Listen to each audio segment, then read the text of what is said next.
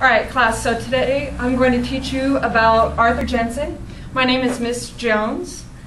So before we get started on talking about his theory, I wanted to go over 4 ground rules. So rule number 1 is when I say class, you say yes. Okay, let's practice. Class. Yes. Perfect. All right. Rule number 2, when I say teach, you say okay. All right? Rule number 3, when I say switch, when you are talking with your partner, you will reply with switch, and whoever is talking and gesturing then begins to listen and gesture. All right? And then rule number 4 is when I say mirror, you're going to do the same thing as me. All right? So mirror.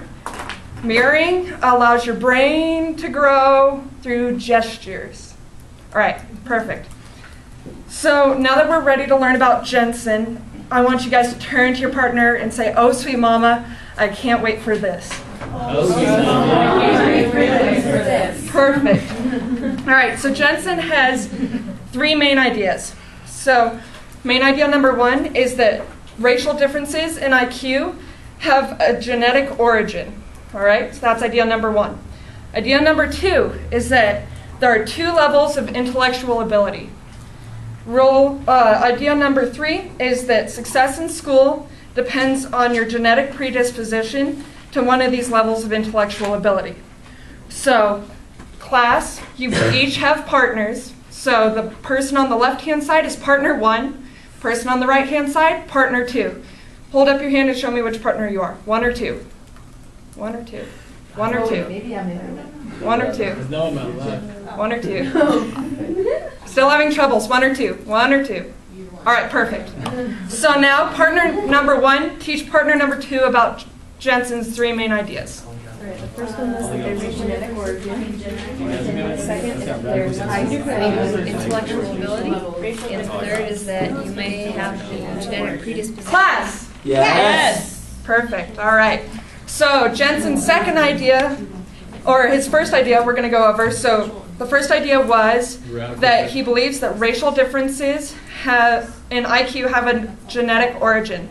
So he started looking at minority students, and he found out that they are indistinguishable from students with normal IQ, except for when they are tested scholastically or with IQ tests.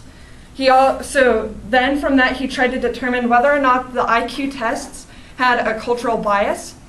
And then from that, he ultimately accepted Spearman's idea that there is a general factor that explains all correlations in the mental tests. So none of the tests actually had cultural biases, so he moved on from there.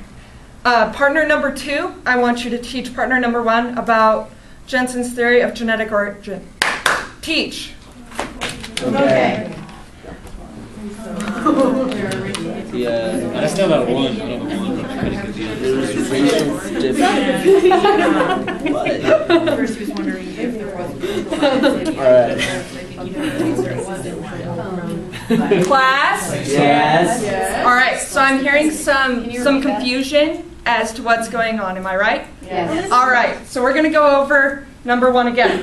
All right, so he believes that there are what? 3. There are racial differences, correct? That's all I got. In IQ. that have Genetic origin. perfect. All right. So from that, he looks at what kind of students? Minority students. Minority students, exactly. And he finds out that they are indistinguishable from students with normal IQs, correct?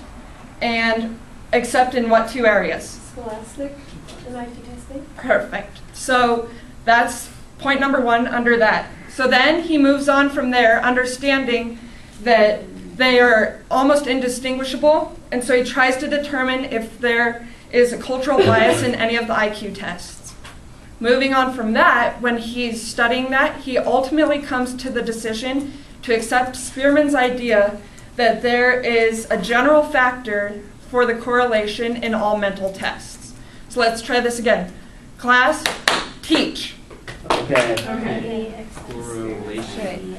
found that there's a cultural bias in IQ testing, which makes a lot of sense. Factors for correlation is based off what? Martin, and he adopted Except not space. used it.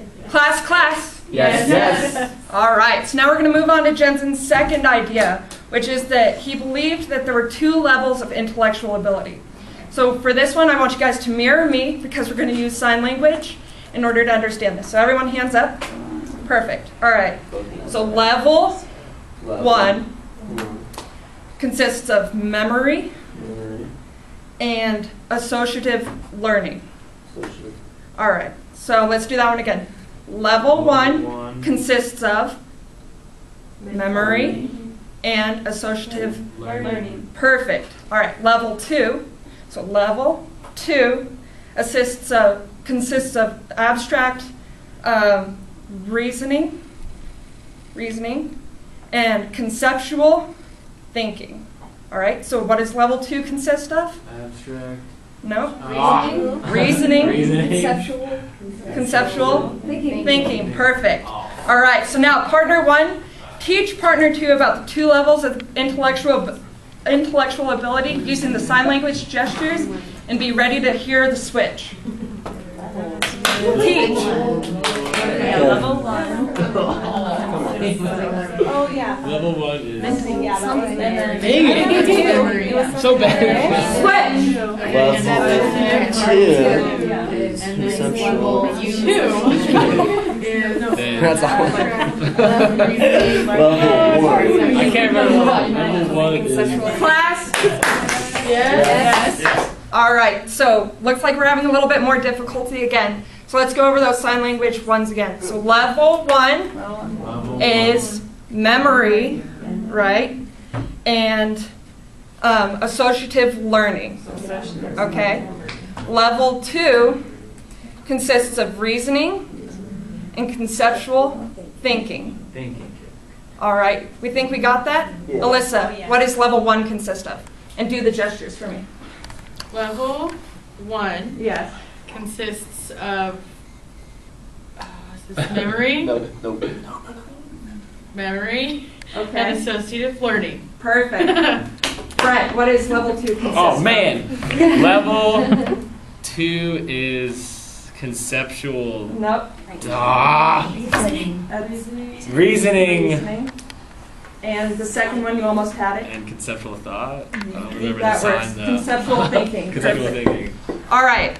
So now we're going to move on to his third main idea. So lastly, he believes in the idea that success in school depends on your genetic predisposition to one of the 2 levels of intellectual ability. So again, we're going to use a little bit of sign language in order to do this idea. So level 1 says that abilities are equally distributed among all races. Come on, everyone. Everyone do it with me. Equally distributed among all races. Perfect. So that's level 1 abilities. Level 2 abilities appear more often in school and tests. All right. Level 1 are equally distributed among all races. Perfect. Level 2 appear more often in school and tests. All right. So with that idea, since level 2 abilities appear more in school and tests, Jensen actually found out that by race, whites and Asians were more predominantly genetic. Their genetics more predominantly had them at that ability level, and every other race was still at level 1. So because the tests in school had level 2 abilities, lots of the minority races weren't able to compare quite as well. So partner 1, I want you to teach partner 2 about how intellectual abilities affect school success. Teach. Okay. Like, Success, I know that like, you're not going to do good in school if you're not smart. She's saying the 2 differences is across doesn't matter across races. Class. Yes. All right. Thank you guys all for doing all the gestures and motions. Sometimes I know sign language feels a little weird when you're doing it by yourself. So a 10-finger woo looks like this. Woo! Give your partner a 10-finger woo. Woo! Perfect. Thank you guys. You watch it,